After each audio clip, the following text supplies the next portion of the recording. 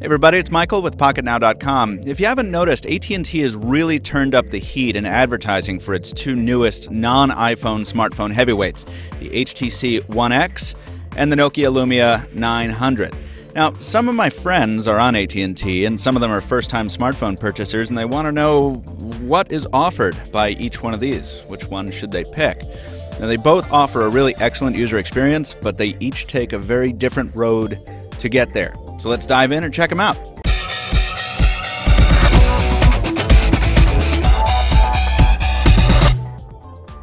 Now, the first thing people are going to notice, handle, get a feel for is the phone's exterior. So let's check those out. These phones offer unique designs for their respective platforms. The HTC OneX is available in white or dark gray with a polycarbonate shell that really feels amazing in the hand. It's quite light at 135 grams. It's got a big 4.7-inch LCD display, super LCD display at 720p, and the design, especially on the white one here, suggests something retro-futuristic, almost like a 1950s sci-fi concept of what a portable television would be like. The Nokia Lumia 900 also features a polycarbonate shell, which also comes in several available colors. As you can see, the design here is very different, with bold square angles contrasting interestingly with rounded curves, depending on what angle you look at the device from. It weighs in at 159 grams, and when I first took it out of the box, that added weight over the OneX was apparent. That said, it's not a heavy-feeling phone, just substantial.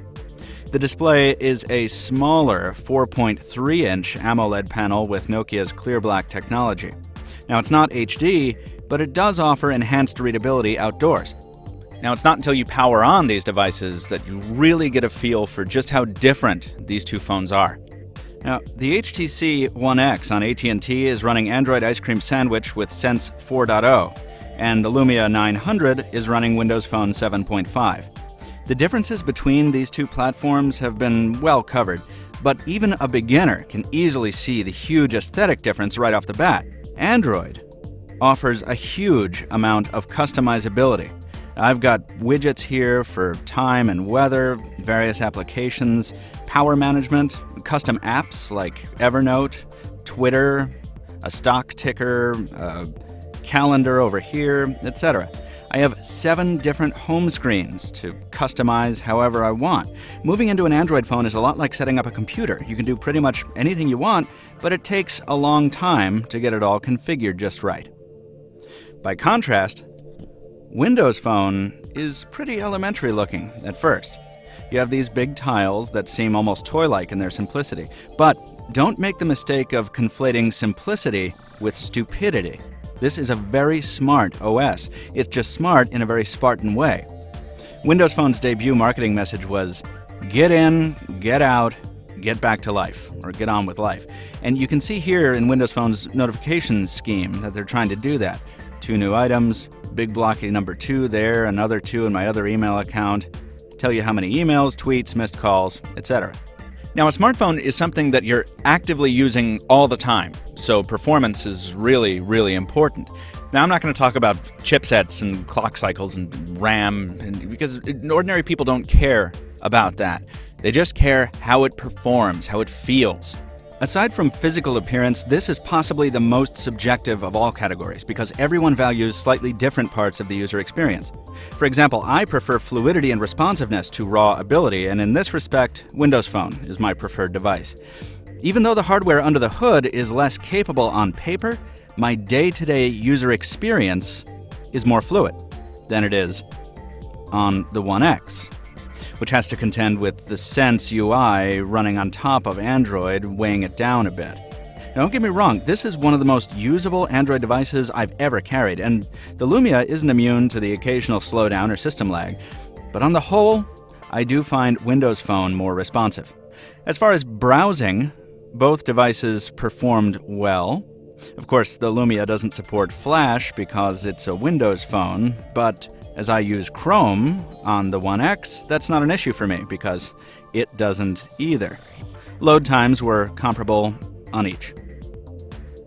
In more mundane news, phone calls on each device were plenty clear, and callers said I sounded great.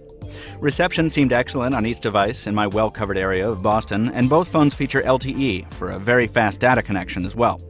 Battery life was about the same for each in my testing, with a slight edge given to the One X, which has excellent battery life, especially for an Android phone. So if you're the type of person who values simplicity and responsiveness over raw power, then the Lumia is probably going to be the phone for you. But what about apps? Most people know that Windows Phone lags well behind Android when it comes to apps, at least as far as raw numbers go. But the Lumia 900 isn't just any Windows Phone, it's a Nokia Windows Phone.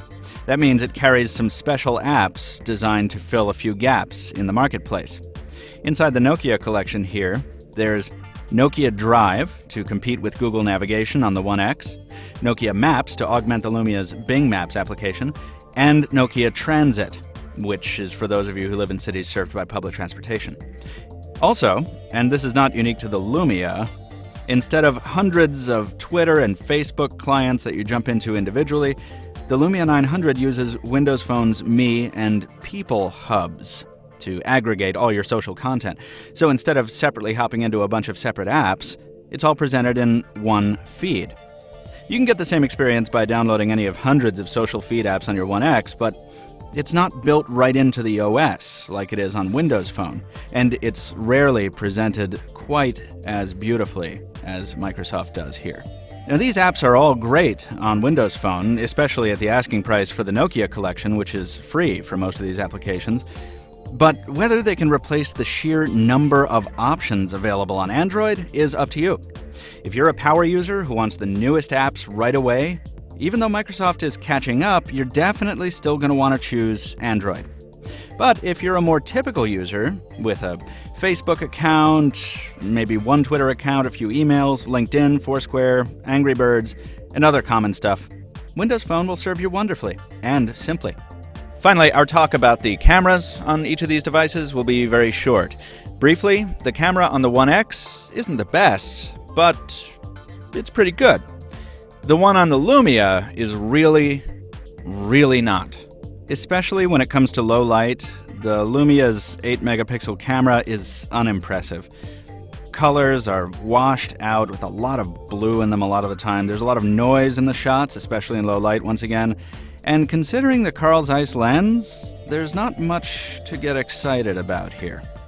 While the One X's 8-megapixel shooter might deliver some more saturation than is called for, its photos are much better, with a warm tone that might put some off, but looks a lot better than the Lumia's dead blue wash. And the camera software, with its unified viewfinder, and burst mode, ability to take stills from video, and the 1080p video recording, is heads and shoulders above the Lumia, which is still a nice viewfinder. It's just not really anything new. Again, simple. Most of that holds true for video as well. So they're the top non-iPhone smartphones available on AT&T, and they're available right now. The One X is $199.99. The Lumia is $99.99. That's both of those obviously on a 2-year contract. Which should you get? Well, obviously, if you're a crazy power user, gamer, tech head, junkie, you're definitely going to want to go for the One X. You already know that. More than that, though, something for you to consider if you're just a normal person is how deeply integrated you are with Google's features. Their search, Gmail, Google Calendar, Google Voice, anything Google related. If you're heavily woven into the Google ecosystem, you're going to want to give serious consideration to dropping the extra hundo on the One X. On the other hand, if you're not all that tied into Google, say you've got Hotmail or MSN or Yahoo for your email provider, maybe work calendar is through Exchange, or you're a Microsoft Office user, you've got maybe one Twitter account, one Facebook account, Windows Phone is a really, really viable option, and you should consider it. The OS is beautiful. Thanks to Nokia, the hardware is now beautiful. It's a contender, folks, especially if you're a first-time smartphone buyer. Now, before you get all up in arms, I'm not saying that it should be seated at the kids' table. I'm not saying it's a toy. Windows Phone is a very powerful OS. But the starkness of its software and the simplicity it implies is very attractive to all users. but especially to first-time smartphone buyers. This has been Michael Fisher with PocketNow. Drop us a line in the comments. Let us know which phone you bought or what you thought overall. Give us a thumbs up if you liked what you saw, and we'll see you next time. Thanks for watching.